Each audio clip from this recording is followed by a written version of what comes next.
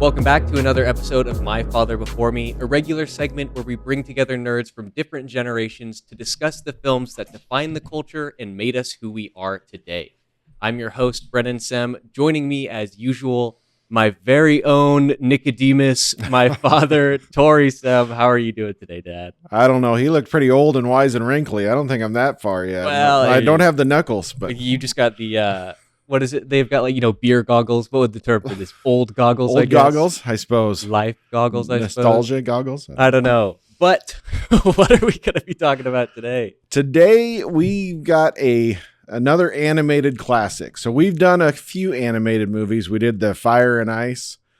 We did, of course, the animated Lord of the Rings, for those of you who have been following us for a while. Yeah, I was actually thinking about going back and revisiting those. I'm not going to lie. Oh, we might have to. Maybe we bring Shade in on those since you've already seen them. It'd be fresh for him or something. But, or Sequoia for Lord of the Rings. She loves Lord of the Rings. That. Today we're going to talk the 1982 animated classic, The Secret of NIMH. All capital letters. Yes, all capital letters. Well, NIMH stands for National Institute of Mental Health. Yeah, something like that. Which so the story is it's based off of a children's book, award-winning. He gets all the things: Newbery, Golden Sower, all those things. All that kind of stuff, right?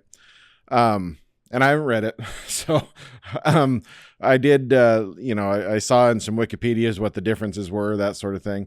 But it's a story that I remember as a kid. I watched a ton as a kid. Of course, this is another one of those animated shows that I would have been, 7 when it came out. So obviously it's something I did a lot, had the VHS or the streaming service for the day running it. But yeah, it's kind of in there as a classic for me. Yeah, this is another one that I've never seen it, but it's a name that I've heard of a lot. It's definitely in the pop culture lexicon. They've made jokes about it in obviously Psych. Well, of course. And then, one of the cast members that we'll get to later on is a recurring guest on The Big Bang Theory, and so they talked about it there. You bet. And so I was vaguely familiar of it, but no, I'd never seen it. But I was definitely surprised. I enjoyed it. I thought it looked beautiful. Yes. The artwork is amazing. It's definitely got that classic animation feel. It was really fun to watch and see all the different colors and all that. Well, this, notably not a Disney Studios movie. So anyways, there's a little backstory to that. So it's done by Don Bluth Productions, and Don Bluth, this was his first one out of his production studio. Oh, interesting. Later on, he hooked up with Spielberg, and he did Land Before Time and the Fievel American Tail. Those, of course, are big ones, right? Big animated movies that came out. Of course, like I said, Spielberg backed on those and that sort of thing. So he was actually an illustrator for Disney at the time. In fact, he was the lead animator on the movie we were talking with Grandma just the other day. The first movie I ever saw in the theaters, Pete's Dragon. He was lead animator on that one. That's fun. Yeah, it is. I noticed that. I thought that was fun. But what had happened was Disney was getting a little corporatized, right? They had got to the point, Walt had died, right? And they got to the point where they're starting to churn out things. They were Xeroxing background stuff that he didn't like, right? Sure. So he wanted to go back to the original way of doing things. And he had done on the side in his garage, he'd done a little short film, something about a woodpile cat or something like that. Just a little, it's a animation, and tried to sell it to Disney, and Disney wouldn't buy it, while he was working for him yet. And he got a little disenfranchised. So he left. He took a couple other main people with him, and then 15 other animators left. And it's kind of a news story at the time. I think it was 1979 it happened, that they all left Disney. It was it was probably 10-15% of their animation studio. That's a lot. Yeah, and that sort of thing. So they all went away in order to start this Don Bluth Studios because he wanted to go back to more artistic he wanted more hand-drawn work, Sure. that sort of thing. He wanted to push the boundaries and go back to a traditional way of doing things. So. Yeah, well, obviously, I mean that's what worked for Disney, right? Like that was how they made their name, is doing this beautiful hand-drawn art, and really infusing the emotion and the story into that, right? And when you get, sorry, go ahead. And I think that what happened was, because he did this, Disney wasn't doing the best with some of those things that they're at the time they're churning out, and they had to kind of catch up. They had to kind of compete. They actually got some competition. That's good. And that kind of brings us back to, of course, we know Disney, when you get up to Aladdin and Lion King, you're talking, obviously masterpieces in animation again. Oh yeah. Right. You get Disney getting back on track is the way that seems to me. Right. And I think that part of that may have been because they had competition out there. Yeah, I like that a lot. Yeah, no, that makes a lot of sense. I mean, yeah, you think about the Disney movies in the 90s after this, and like you said, they're masterpieces. Like these are some of the best animated movies ever. Like you mentioned, Lion King, Aladdin, Mulan. I mean, these are just fantastic. And so yeah, I think it makes sense that you've got to up your game after that. After somebody else is in and doing something like Secret of NIMH, which I don't know how it was received, but it looks amazing. I think at the time, from what I hear, it actually took some time before it made a profit, and they had to actually mortgage their houses to finish it off. Sure. It is interesting because it was the first time that when he set up all the contracts for all the animators, he did a profit sharing with animators. You'll see that with executive producers or main actors or something like that. They'll get a share of the back end, but this is the first time it was done with animators. Now, granted, there wasn't a lot on the back end, so I don't know if the animators made out too well in that situation, but that was what he wanted to do, right? He wanted to focus on the animators, the animation, that kind of thing. Yeah, definitely. Well, and that makes the most sense. That's how you get like the great projects moving forward, is by investing in those artists, right? Like somebody who is top tier and getting a profit share, a better deal here, even though maybe they're making less than they would at Disney, there's a level of like loyalty there between company and artist. So I think that's definitely the way to do it. That way you have the most happy workforce and can theoretically make the best stuff. Right. And this movie, it did, like I say, it didn't do well in the theaters because it was up against E.T. Oh, sure. And it was up against Tron, in 1982. We're talking a couple big ones. In fact, Disney kind of threw their weight around and said that because they were upset with these animators, they said, you can't show this as a double feature with Tron, and stuff like that, to a lot of theaters. And originally they wanted it in 1,000 theaters. They only ended up getting it in like 100 theaters for the opening, less than 100 theaters for the opening, and that sort of thing. So that did, excuse me, that did kind of hit their market share a little bit, but they did make it back up. It was real big. Of course, the reason we're talking about it is because it did a lot better in aftermarket, VHS sales, home movie, stuff like that. That was when it really got picked back up and really, and made money for him. It finally made money for him. I actually think the Don Bluth company got into some trouble after it was done because they didn't bring in as much as they want. And it took them a little bit of time before they were able to get back into creating some feature-length films. So interesting. Okay, so they really sort of dug themselves a hole into this. Right. And like I said, he gets in with Spielberg, and they do the, later on, because Spielberg liked this movie, even though he's up against E.T. Sure. He really liked this one, and Spielberg wanted to get into animation too. So that's when he approached him, and they went forward with The American Tail, and then, of course, Land Before Time. Eventually, I don't know if you remember this one. It came out in 2000, I think. There was an animated one called Titan AE, and it was kind of competing against Disney again because it was a full-on animation. It actually had some decent names, if I remember right, as voice actors and that sort of thing. It's kind of a fun one. It's kind of a fun space kind of thing.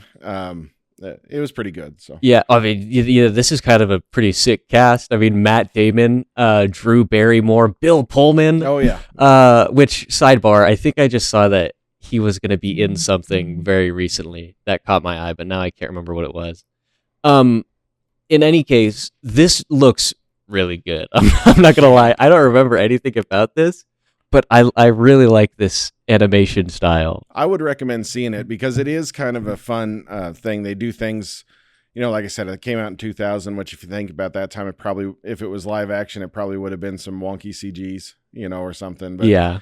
It's just a fun way. It's like Earth is destroyed and there's a few humans. Humans are kind of the trash of the galaxy kind of thing. I don't know. It's kind of fun because I think AE is after Earth. I don't know.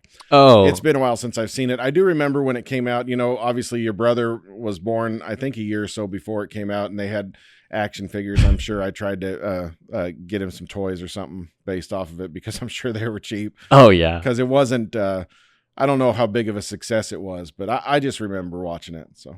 Okay, interesting.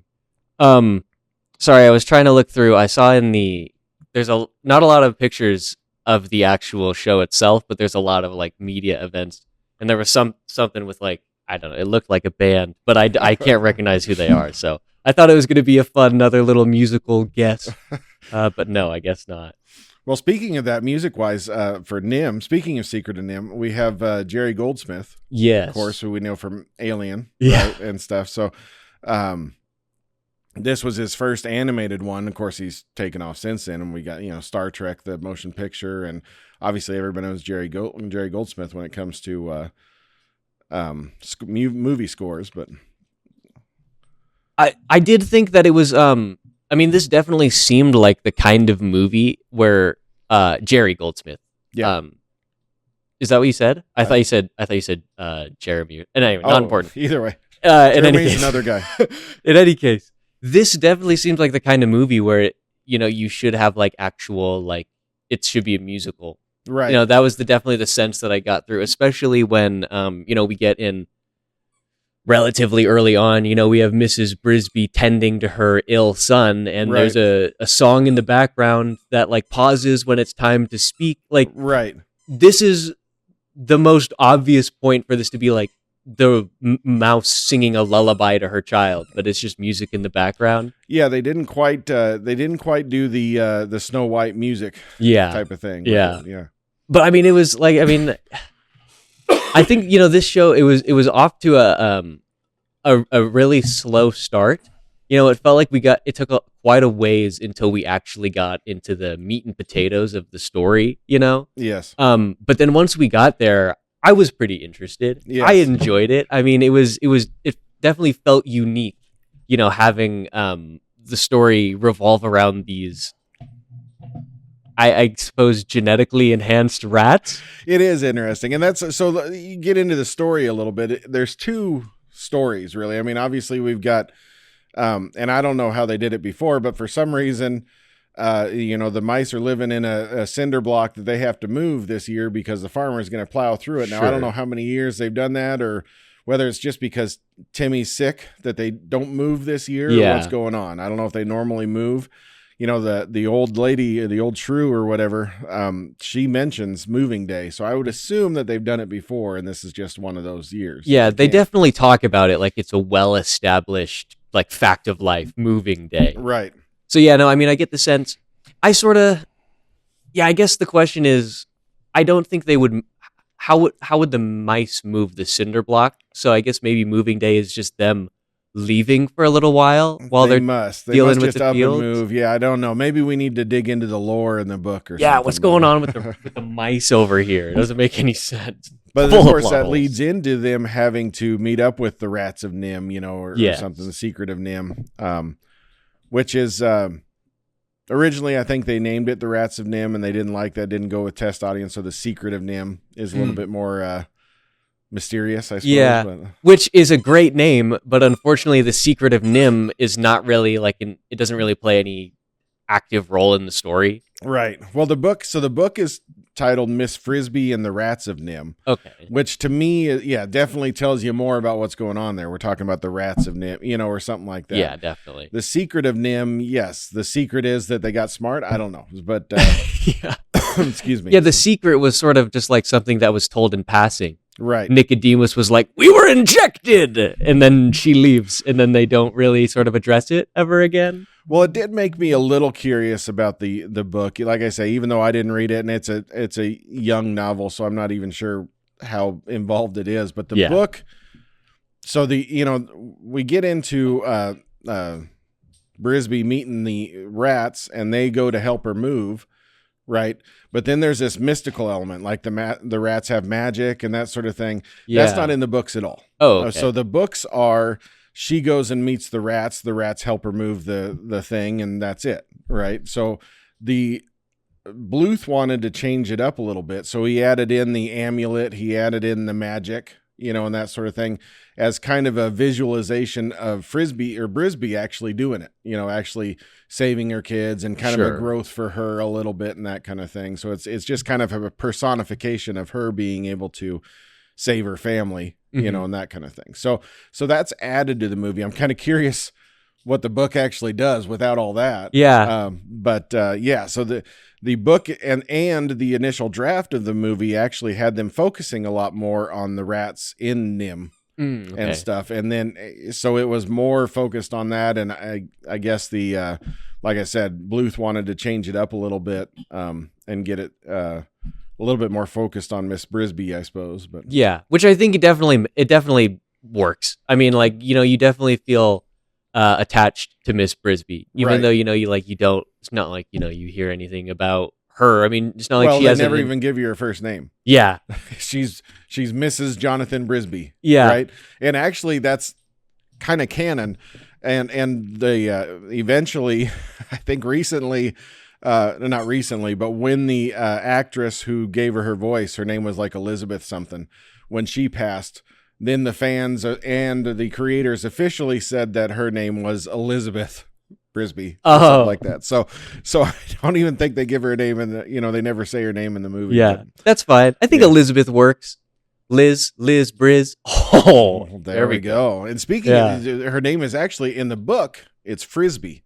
Miss Frisbee with an F. Yeah. But of course, Whammo didn't like that. Yeah. So they went in and they had to change it to Brisby. And for most of the cast, that was fine. But for the older gentleman who was the Great Owl, oh, sure, they couldn't get him back in to read his lines. So the sound editors had to actually take the B and the BR sound from other words and interstitial it so that and overwrite the F in Frisbee with Brisby. That's cool. Because Whammo was, in order to avoid lawsuits and that sort of thing. They didn't want to do that. But well, and I think, that works better. I mean, I think Brisby just sounds better than Frisbee. Right. Like, I guess, Frisbee, it's sort of, I don't know, it sounds like a much more like passive mouse name. Right. But Brisby rolls off the tongue much better. Yes, it does. I think so, at least.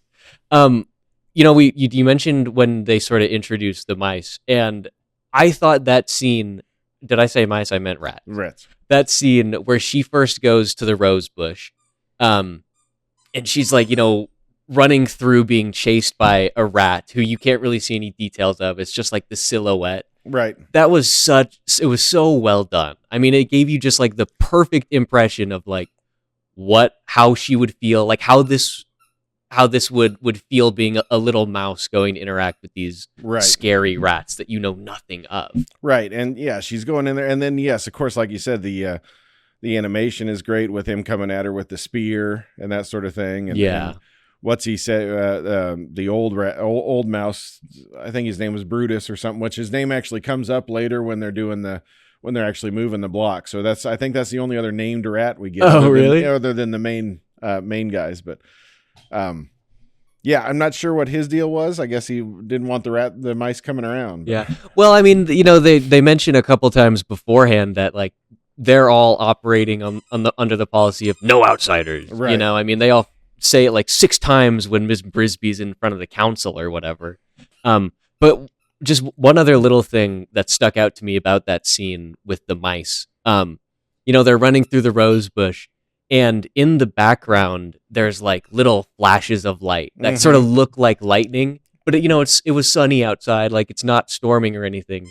And so it's like there's this feeling of there's something over there which is doing this, but like you don't know what it is, and so it sort of increases this feeling of dread. And then obviously, as you learn more about the rats, it's like, oh, it was probably a light bulb. Right. It's a light. They have electricity. Well, they're fidgeting the line there between math or science and magic, in a way. So I don't know. at some point, I think at the very beginning, doesn't it kind of show him pulling like a light string in, or you see something right at the beginning, you see like a string of lights going into the rose bush or something like that. I think you're right. But that I thought that scene was really great. And I really liked the way that they introduced the rats and all that stuff. I thought it was fun. We'll be back to talk more about the Secret of NIMH after a brief word from our sponsor. These days, it's hard to know what's worth watching in the little free time you have at the end of the day. We know you work hard and don't want to spend hours searching for the perfect movie. So make things easier on yourself. Let us do the looking for you. Take a break from work and experience cinema. Then come back and see if we like the movie as much as you. With the New Wave Nerds, you can spend less time looking and more time watching and enjoying your day off. Subscribe today. And we're back.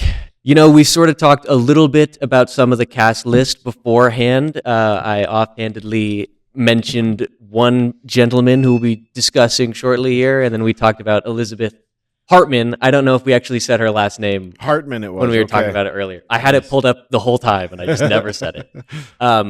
But, there frankly weren't all that many other characters who had lines outside of Ms. Brisby, it felt. No, there wasn't. And Dom DeLuise, Jeremy, I think that's where maybe Jeremy came from earlier. Yeah. Oh, that makes sense. He's the bird, right? And he, obviously a big comedian at the time. I remember him from all kinds of stuff. Pizza the Hut, him as Pizza the Hut. Oh.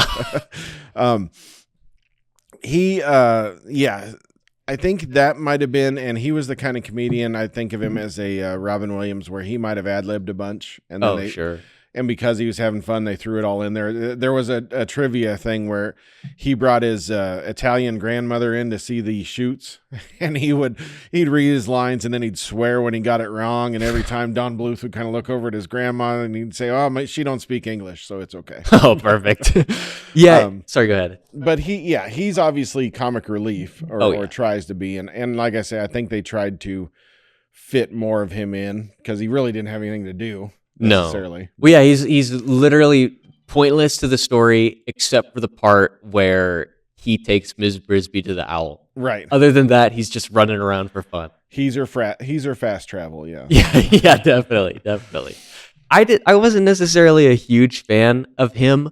Again, well, like I said, he just didn't really play that much of an important role in the story.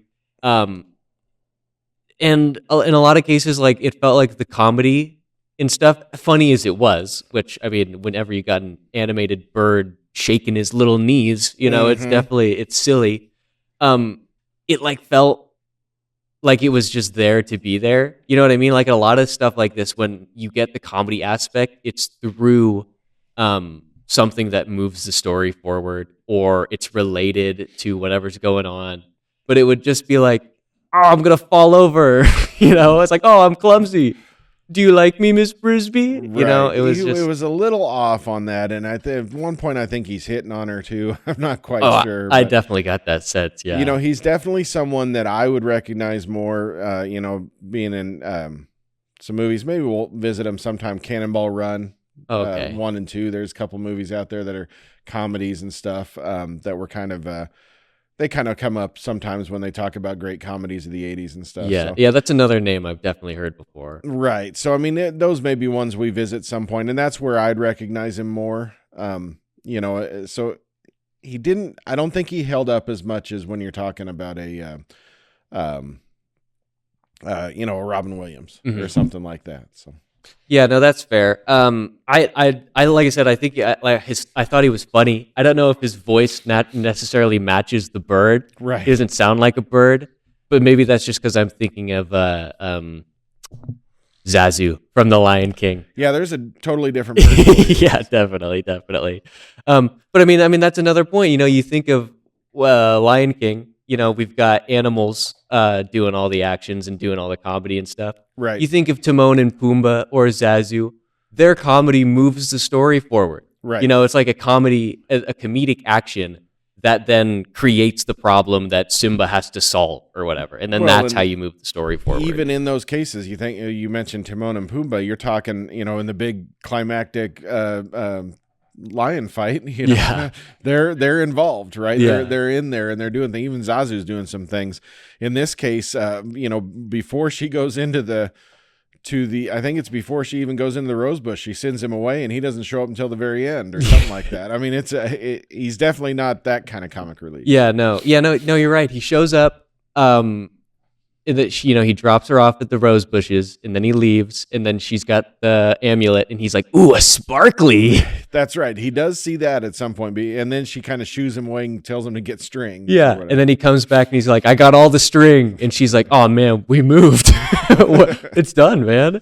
And then for some reason, you know, he gets his love interest. Well, yeah. I mean, they got to have the happy ending. And we got a sort of weirdly, awkwardly suggestive scene between these two birds. Definitely. Yeah. I don't know. Again, like comedic relief, just didn't add anything to the movie whatsoever. Right. I agree. Of course, the ones you're focusing on, the two, I don't know if that's their debuts or whatever, but we're talking, I'll start with Shannon Doherty from 90210. Yes. She is the little girl mouse, right? Of course, she's kind of a big name in Hollywood TV, cinema, and that sort of thing. But then, of course, we got our Will Wheaton, our Will Wheaton. We've got our Star Trek reference here. So. Yes, Wesley Crusher, who I just got to say, you know, we were talking between recordings that I was watching Next Gen. And Wesley is certainly annoying a little bit. I mean, like, I enjoy him so far, but he's definitely annoying. So I understand. I definitely get there's one clip that I always hear on another podcast where they do Picard saying, "Shut up, Wesley." You know, you get that. So. Yeah, no, that's true. But for however little he's in this, I mean, Martin the Mouse is a bit of comedic relief who actually does move the story forward. Right. You know, when he's dealing with Auntie Shrew or when he's talking to Jeremy after they tie him up or I did forget about that scene. That was fun. When they had him all tied up. Yeah, so he's got comedy which actually does move the story forward, if only slightly. You know, where he's like, "What do you know about my mother?" or stuff like that, you know? That's a bit of comedy that actually moves the story forward. I suppose, yes. But other than that, I don't know. I mean, Martin's not even in it, Right. really. That is, you know, one thing I guess I wish had been sort of, you know, utilized a little bit more in this is using, or I mean, maybe using isn't necessarily the right word because they don't even necessarily need to do much. Right. But having a few more scenes with young little Timothy and Martin, Teresa, and Cynthia of just them like interacting, sort of showing that, yes, this is a family and the matter at hand is urgent, right? They have to move because they live here, right? Otherwise, it's 4 little children who are all going to be smushed. You know what I'm saying? Like, I think if you get a few scenes of that, then you sort of get the fact that, oh yeah, there's stuff going on here. Well, I do know at one point, one of the planned sequels, and they did have a straight to DVD sequel or straight to VHS sequel where Timmy was a lot more involved, Sure. and stuff. But the actual plan, and I don't know, to be honest, I don't know if I've ever watched the sequel. If I did, I certainly don't remember it. Yeah. But from what I hear, Timmy's the good guy, and actually Martin turns bad. Oh no. Yeah. Now in the original planned sequel, it was going to be reversed. I think Timmy was going to be a bad guy and Martin was going to be the savior or something like that. So I just caught this when I was watching somebody else's overview of this movie. So I'm not sure that I am up to speed on the whole lore and what happened. It definitely didn't follow. So the books themselves, the author of the original book passed, and his daughter wrote a couple continuation books about the Rats of NIMH meeting other people according to the titles, and stuff. I don't think they won any Newbery awards or anything like that. But but they did say I don't think the sequel actually followed this. So I'm not sure what happened there. Interesting. So she was just like, I'm going to write another book about rats. I think so. She's probably just a little broke. She saw Don Herbert taking over for Frank or something. Oh, sure. Thought or Christopher Tolkien. Yeah. Yeah. No, that's a good point. We've got a long history of authors' sons or authors' children taking over their works. It's very a lot of nepotism. Well, I had a podcast before this. No. Oh. So there you go. Actually, I shouldn't say that because I've actually never read anything that Brian Herbert's done. so I can't say. Brian Herbert. Was there a Don Herbert too? I thought I don't know. Maybe no. I'm thinking of Don. Don Herbert's the actual guy, the dad. Don Herbert is he wrote Dune, right? Man, now Frank Herbert. Frank Herbert. Don Herbert, better known as Mr. Wizard, was the creator and host of Watch Mr. Wizard. Oh, I watched Wizard's Mr. World. Wizard a lot. Okay. Man, that must have been sunk into my brain deep. Wow. This looks like a lot of fun, actually. Mr. Wizard. So speaking of Big Bang Theory, oh, yeah, Professor Proton. yes, basically Mr. Wizard was that. Oh. Doing little kids science experiments on TV and stuff. Yeah, oh, yeah, that makes a lot of sense looking through some of these images here. Oh, yeah. Man, that's weird. But anyways. There's another tangent. I'm going to look up some videos and do some science experiments after this, just to see if it's worth my time. Now, there was, when we had first talked about doing The Secret of NIMH, you probably don't remember this, because it was in passing like months ago.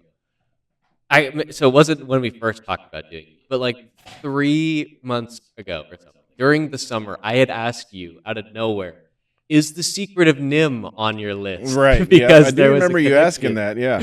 Yes. Is the suspense built up? I'm curious what the skinny is. After 3 months, the rat known as Sullivan, who's never named in the film, but I believe is the evil rat's little henchman. Oh, sort of he gets kind of cut up. Yes, the one who ultimately ends the evil rat. Spoiler Right. alert. Is played by Aldo Ray, which is doesn't make any sense. But the reason that I know him is because Aldo Ray is the leading man in the 1956, I think. 1956.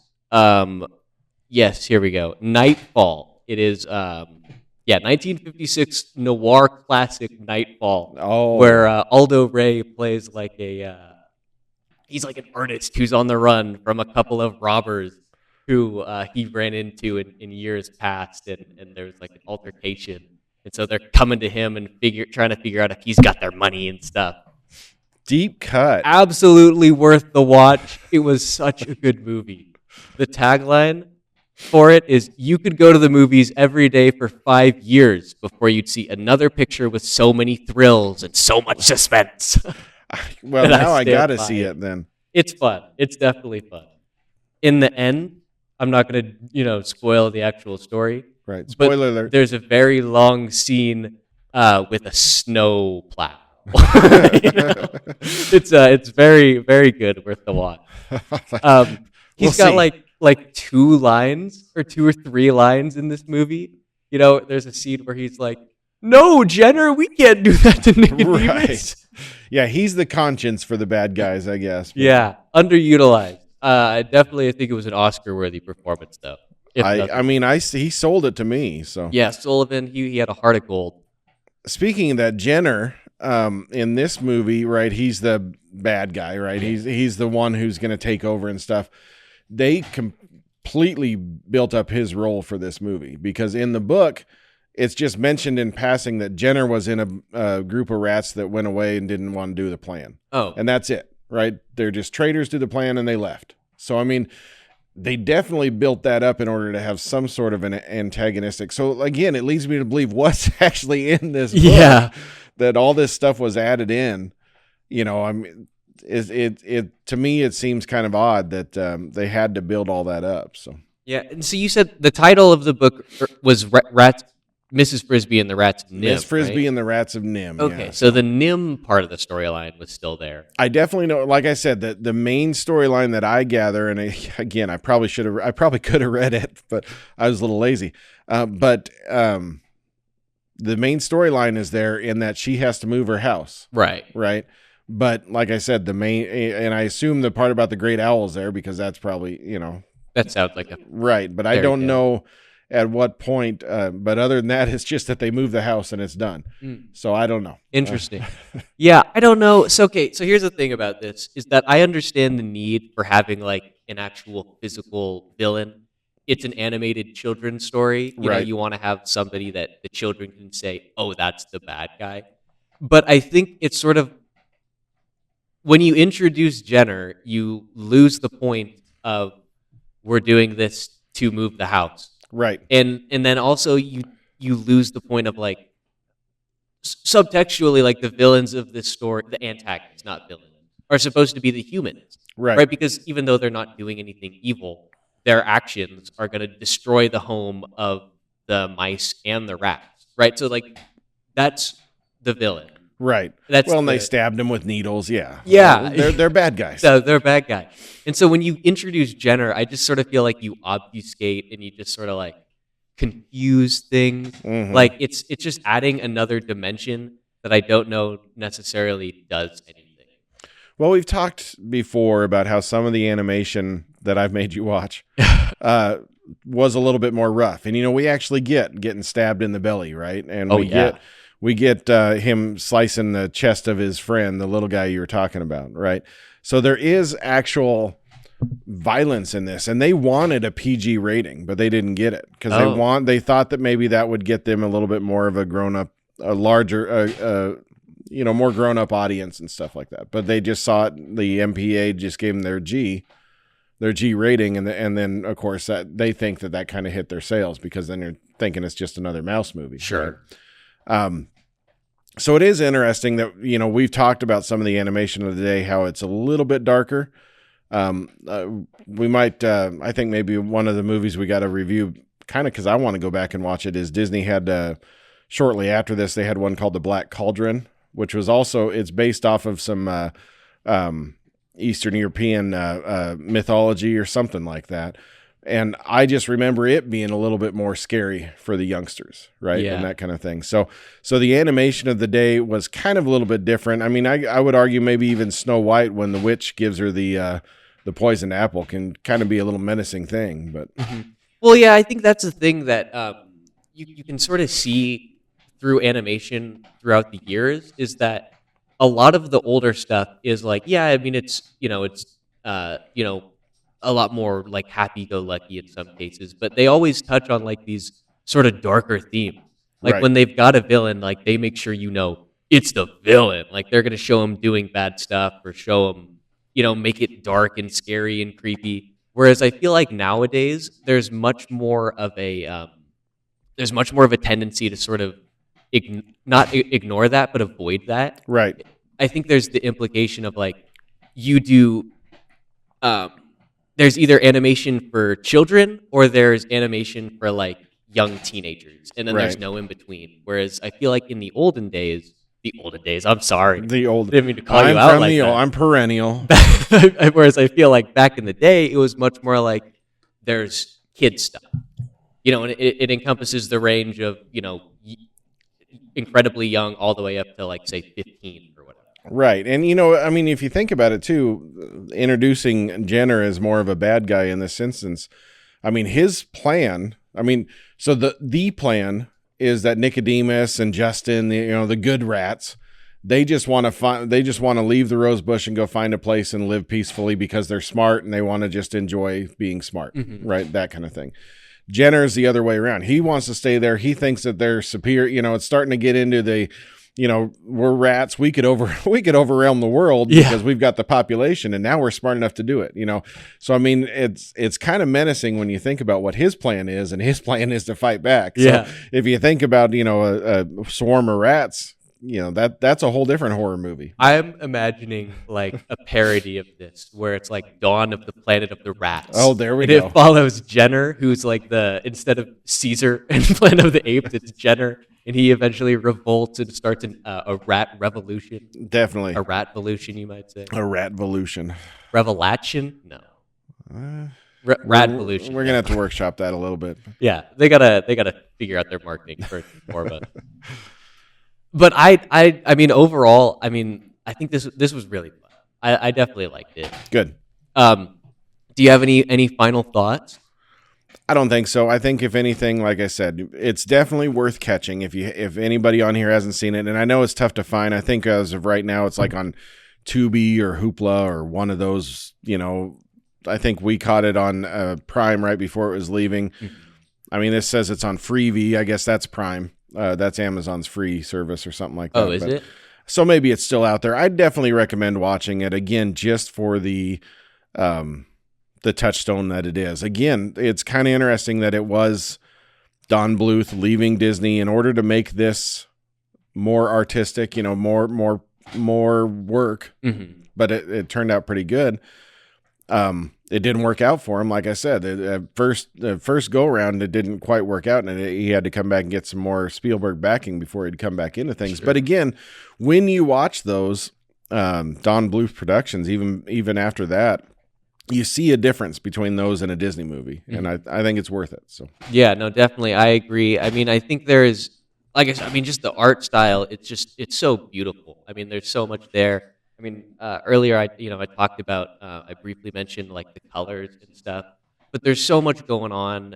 When they're in the rats, they got all the colored light bulbs for the electricity, or even just in the beginning when Mrs. Brisby and Jeremy are running away from the cat, like the blue of the water against the orange of the sky. It was so amazing to see. So it's definitely worth it. In some of those, YouTube documentaries are discussing it. I think they said something like there was more than 1,000 backgrounds painted, wow. And stuff for all of that. And you can see how pretty they are, like you say. And then all the color, I mean, there was some numbers, there was some stats thrown out there. It's kind of interesting to see. I mean, they had to build a couple special cameras, partially because they were a new production company, but they had to build the rigs in order to do multiple layers of camera work in order to get those visuals in there. It's pretty amazing. Yeah. No, I love seeing stuff like that. I remember I saw a video of, I can't even remember which. I think it's Prince of Atlantis, maybe? No, never mind. It's not Prince of Atlantis. I'll save it I'll figure out the story and figure it out the next time we talk about animation. There you go. I have no idea what movie it is, and it's going to bother me. But in any case, I would say yes, Secret of NIMH, definitely worth the watch. Like you said, it's streaming. Freevee, Pluto, the ad services. We will be back here in 2 weeks with another classic movie. We'll see you guys then.